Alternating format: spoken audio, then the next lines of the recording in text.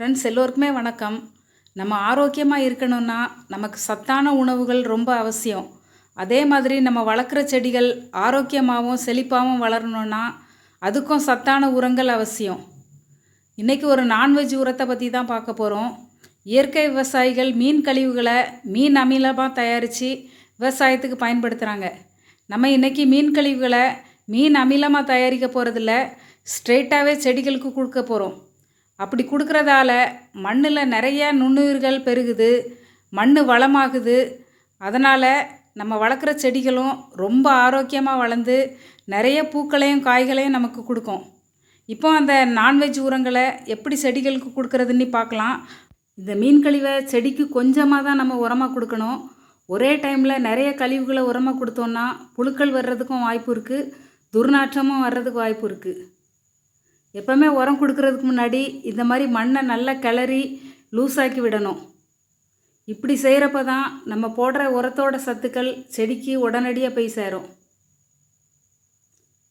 மண் காற்றோட்டத்தன்மை இருந்தால் தான் வேரும் நல்லா பரவும். இந்த மாதிரி ஒரு சின்ன குழி எடுத்துக்கிடணும்.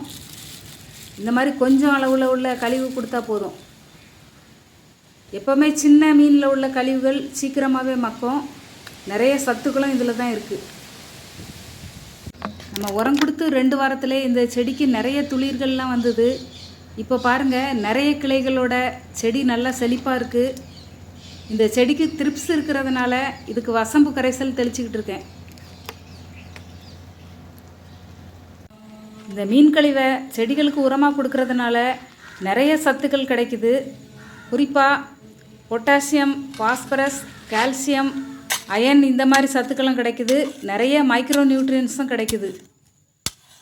மண்ணில் நிறைய நுண்ணுயிர் பெருக்கமும் ஏற்படுது. அதனால் மண் நல்லா வளமாக மாறுது. செடிகளுக்கு சீக்கிரமே துளிர்கள்லாம் நல்லா ஸ்ட்ராங்காக வரும். அந்த ஸ்ட்ராங்காக வர்ற துளிர்கள் நல்ல கிளைகளாக வளர்ந்து செடியும் சீக்கிரமே மரம் போல் வளர்ந்துடும்.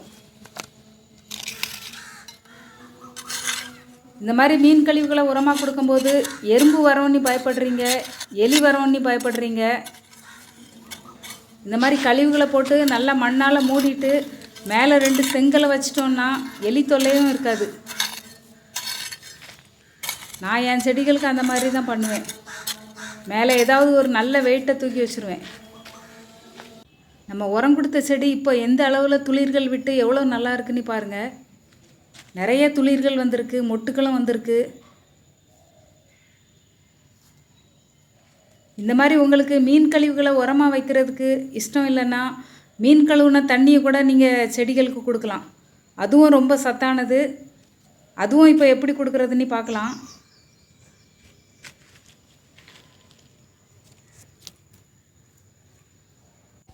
இப்போது காராமணி செடிக்கு மீன் கழுவுன தண்ணியை நான் உரமாக கொடுக்குறேன்.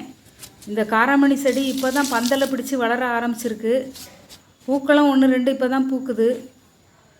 இந்த மாதிரி ஸ்டேஜில் சத்தான உரங்கள் நம்ம கொடுத்தோன்னா பூக்கிற பூக்கள் எல்லாமே பிஞ்சுகளாக மாறும். கொடியும் இன்னும் நல்லா படரும். இதை பூக்கிற செடிகள், காய்கறி செடிகள் எல்லாத்துக்குமே நம்ம கொடுக்கலாம். இப்போ இந்த காராமணி செடி எந்த அளவுக்கு படர்ந்துருக்குன்னு பாருங்கள்.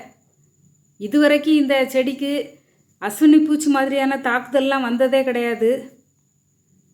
இதுவரைக்கும் நிறைய காய்களும் நான் பறிச்சிட்டேன். காய்களும் ரொம்ப நல்லா சுவையாக இருக்குது. மீன் கழுவுன தண்ணியை செடிகளுக்கு கொடுக்கறதுனால துர்நாற்றமும் வராது, புழுக்களும் வராது. கொஞ்சமாக ஒரு அளவாக கொடுத்தா போதும். நம்ம நிறைய கொடுத்தாலும் ஹோல்ஸ் வெளியேறி வேஸ்ட்டாக தான் ஆகும். இந்த மாதிரி மீன் கழுவுன தண்ணியை ஊற்றி 2 வாரத்திலே செடிகள் புது துளிர்கள் விடும். நான் எப்போவுமே இந்த மீன் கழுவுன தண்ணியை வேஸ்ட் பண்ணாமல் செடிகளுக்கு கொடுத்துருவேன். இதுவரைக்கும் உங்கள் செடிகளுக்கு இந்த மாதிரி சத்தான உரங்கள்லாம் கொடுக்கலன்னா இனிமேல் கொடுங்க.